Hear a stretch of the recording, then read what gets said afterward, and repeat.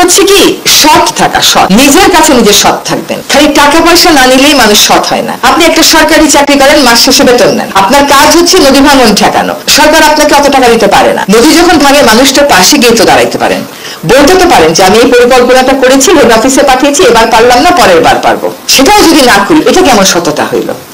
নিজের কাছে নিজে সৎ থাকবেন। তরুণ নেতৃত্বের ব্যাপারে যেন আর্থিক অসততার অভিযোগ কেউ তুলতে না পারে। আমাদের কিন্তু একজন রাষ্ট্রপতি ছিলেন, তার বিরুদ্ধে যত রকম সমালোচনা আপনি করেন, একটা টাকা নিয়েছে, আত্মীয়স্বজনকে ফেভার করেছে, এইরকম কথা কিন্তু শত্রুও বলতে পারবে না। শত্রুও বলতে পারবে, রাজনৈতিক সমালোচনা হতে পারে, এটা বিষয় না। তবে সৎ থাকবেন, সৎ থাকলে 50% সমস্যার ওইখানেই সমাধান হয়ে যায়। আরেকটা হচ্ছে আত্মত্যাগ করবেন। আমি তো জানি কয়েকদিন পরে আপনাকে কেন ডায়াসে উঠাইলো, ওকে কেন উঠাইলো না, এই নিয়ে আপনারা ঝগড়া করবেন।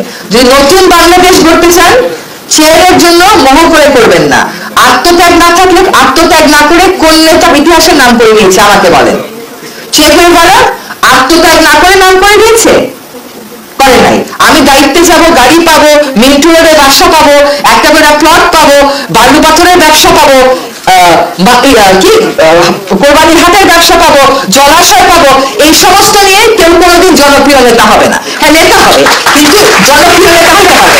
জনপ্রিয় নেতা হতে গেলে আত্মত্যাগটা করতে হবে, এইটা কিন্তু মাথায় রাখতে হবে। আর চেয়ারের জন্য কে আগে গেল, কে পরে গেল, এই নিয়ে অশান্তি শুরু হয়ে যায়।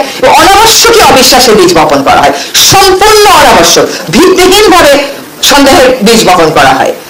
এইটা করা যাবে না। এটা যখন এই ধরনের সন্দেহের বীজ বপন করা হবে, তখনই বুঝতে হবে এটা ব্যক্তির স্বার্থে এবং গোষ্ঠীর স্বার্থে করা হচ্ছে।